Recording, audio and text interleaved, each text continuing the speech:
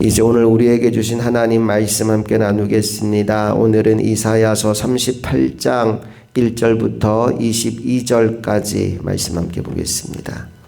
그때에 히스기야가 병들어 죽게 되니 아모스의 아들 선지자 이사야가 나아가 그에게 이르되 여호와께서 이같이 말씀하시기를 너는 내 집에 유언하라.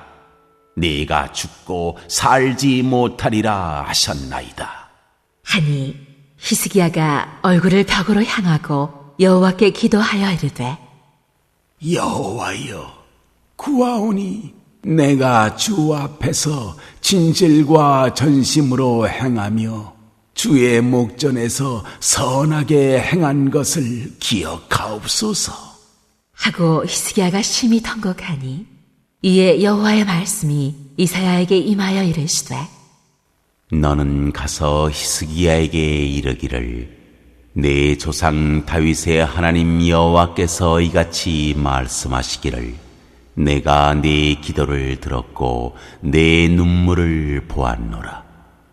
내가 내 수완에 15년을 더하고 너와 이 성을 아수르 왕의 손에서 건져내겠고 내가 또 이 성을 보호하리라.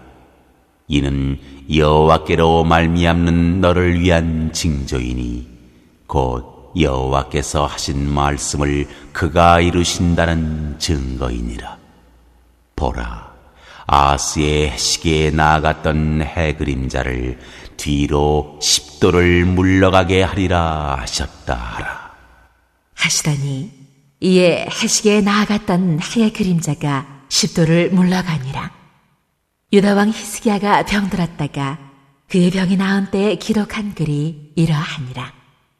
내가 말하기를 나의 중년에 스올의 문에 들어가고 나의 여생을 빼앗기게 되리라 하였도다. 내가 또 말하기를 내가 다시는 여호와를 배웁지 못하리니 산자의 땅에서 다시는 여호와를 배웁지 못하겠고 내가 세상의 거민 중에서 한 사람도 다시는 보지 못하리라 하였도다. 나의 거처는 목자의 장막을 거둠같이 나를 떠나 옮겨졌고 직공이 배를 걷어 마름같이 내가 내 생명을 말았도다. 주께서 나를 틀에서 끊으시리니 초석간에 나를 끝내시리라.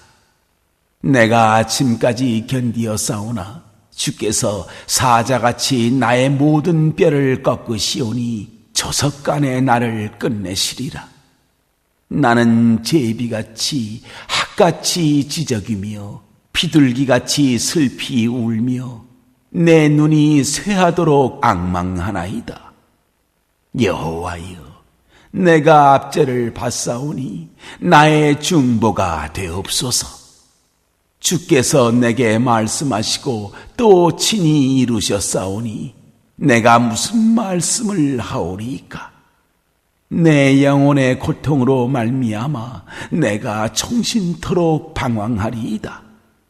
주여, 사람이 사는 것이 이에 있고 내 심령의 생명도 온전히 거기에 있사오니 원하건대 나를 치료하시며 나를 살려주옵소서. 보옵소서. 내게 큰 고통을 더하신 것은 내게 평안을 주려 하심이라. 주께서 내 영혼을 사랑하사 멸망의 구덩이에서 건지셨고 내 모든 죄를 주의 등 뒤에 던지셨나이다. 스올이 주께 감사하지 못하며 사망이 주를 찬양하지 못하며 구덩이에 들어간 자가 주의 신실을 바라지 못하되 오직 산자 곧 산자는 오늘 내가 하는 것과 같이 주께 감사하며 주의 신실을 아버지가 그의 자녀에게 알게 하리이다. 여호와께서 나를 구원하시리니 우리가 종신토록 여호와의 전에서 수금으로 나의 노래를 노래하리로다. 이사야가 이르기를 한 뭉치 무화과를 가져다가 종초에 붙이면 왕이 나으리라. 하였고 히스기야도 말하기를 내가 여호와의 전에 올라갈 징조가 무엇이냐? 하였더라.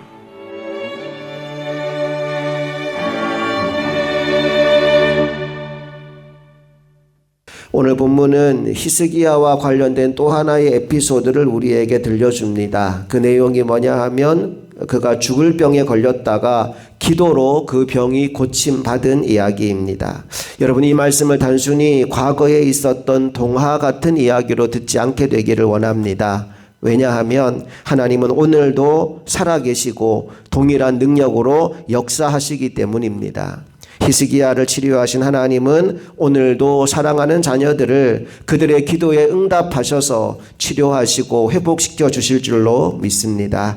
제 1절 말씀 다 같이 읽습니다. 시작. 그때 히스기야가 병들어 죽게 되니 아모스의 아들 선지자 이사야가 나아가 그에게 이르되 여호와께서 이같이 말씀하시기를 너는 내 집에 유언하라 내가 죽고 살지 못하리라 하셨나이다 하니.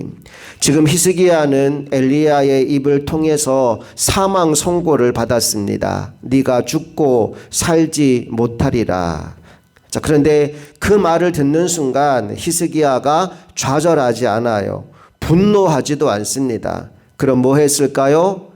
그대로 그 문제를 가지고 하나님께 나아가서 기도했습니다. 2절과 3절 말씀 읽어봅니다. 시작. 히스기야가 얼굴을 벽으로 향하고 여호와께 기도하여 이르되 여호와여 구하오니 내가 주 앞에서 진실과 전심으로 행하며 주의 목전에서 선하게 행한 것을 기억하옵소서 하고 히스기야가 심히 통곡하니. 하나님, 나는 하나님의 일에 지금까지 전심을 다했습니다. 통곡하며 기도할 때 그 기도가 하나님께 상달되었습니다. 그래서 이사야에게 하나님 아버지로부터 두 번째 메시지가 들려옵니다. 4절부터 6절까지 말씀 다 같이 읽습니다. 이에 여호와의 말씀이 이사야에게 임하여 이르시되 너는 가서 히스기야에게 이르기를 내 조상 다윗의 하나님 여호와께서 이같이 말씀하시기를 내가 내 기도를 들었고 내 눈물을 보았노라. 내가 내 수한에 15년을 더하고 너와 이 성을 아수르 왕의 손에서 건져내겠고 내가 또 이 성을 보호하리라. 아멘. 5절 마지막 이렇게 나와요. 내가 내 기도를 들었고 내 눈물을 보았노라. 하나님 우리의 기도를 들으시는 분인 줄로 믿습니다. 자, 이렇게 해서 히스기야는 그의 생명을 15년 더 연장받게 됩니다. 다른 이유는 전혀 없어요. 그의 기도와 눈물이 하늘 보좌를 움직인 것입니다. 이제 하나님은 이 말씀을 히스기야에게 전한 이후에 그래도 믿지 못하는 사람들을 위해서 또 특별히 38장 마지막에 이 말씀이 나오거든요. 히스기야도 말하기를 내가 여호와의 전에 올라갈 징조가 무엇이냐 하였더라. 징조를 구했거든요.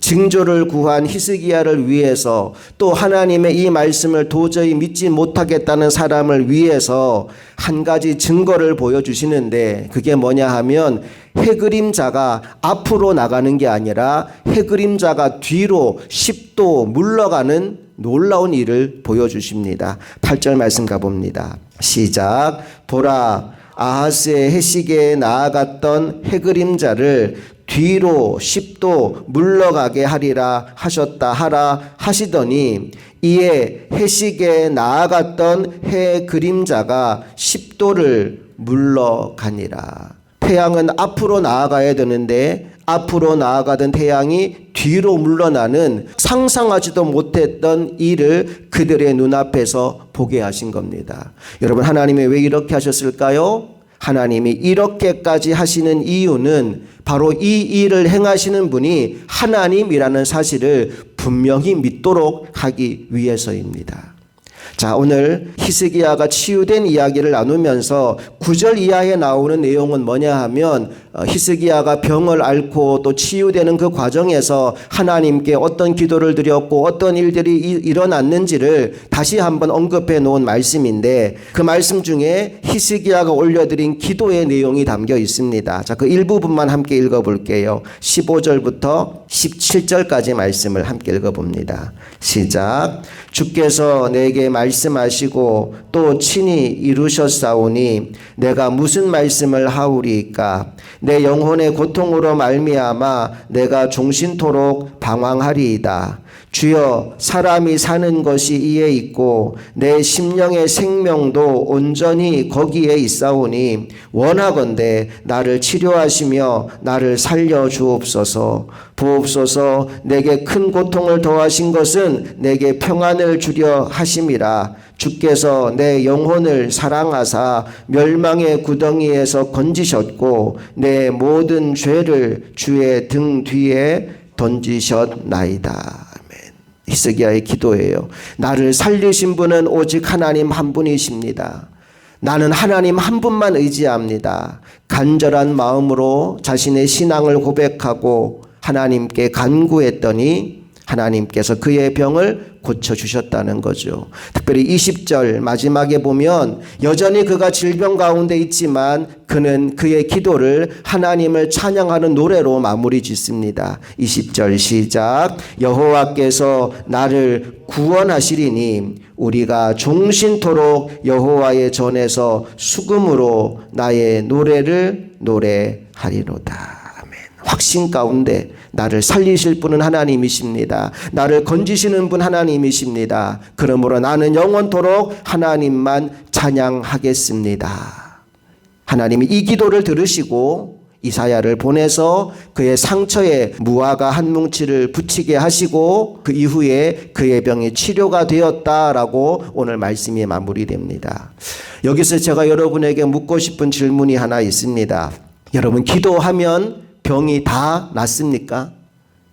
기도하면 모두가 다 생명의 연장을 받습니까? 우리는 그게 아니라는 걸 인생의 경험을 통해 압니다.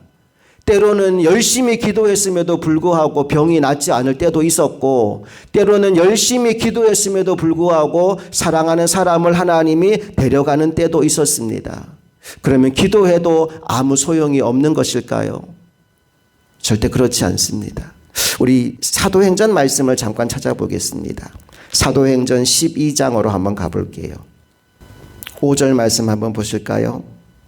다 같이 읽습니다. 시작. 이에 베드로는 옥에 갇혔고 교회는 그를 위하여 간절히 하나님께 기도하더라. 베드로가 옥에 갇혔습니다. 내일이면 사형을 집행당하게 됩니다. 그런데 그 전날 교회 성도들이 모여서 간절히 기도했다고 합니다. 그들이 기도할 때 어떤 일이 일어납니까? 7절로 가봅니다. 시작. 호련히 주의 사자가 나타나매 옥중에 광채가 빛나며 또 베드로의 옆구리를 쳐 깨워 이르되 급히 일어나라 하니 쇠사슬이 그 손에서 벗어지더라. 하나님이 천사를 보내서 베드로를 구해 주시고 감옥에서 나와 생명을 이어가도록 하십니다. 자, 그런데 베드로가 감옥에서 나와서 생명을 건진 이 사건이 있기 전에 어떤 일이 있었는지 여러분 주목했으면 좋겠습니다. 12장 1절로 가볼게요. 1절과 2절 말씀 읽어봅니다. 시작. 그때 헤롯 왕이 손을 들어 교회 중에서 몇 사람을 해하려 하여 요한의 형제 야고보를 칼로 죽이니. 보세요. 베드로는 기도하는 중에 살아났어요. 야고보는 열심히 기도하는 사람입니다. 기도의 종입니다. 기도를 열심히 하는 사람인데 순교를 당했어요. 여러분, 우리는 내가 기도한 대로 이루어져야지만 하나님이 역사하신다고 생각해요. 그런데 때로는 내가 기도한 대로 이루어지지 않는 것을 통해서도 하나님은 역사하신다는 사실을 기억하셨으면 좋겠습니다.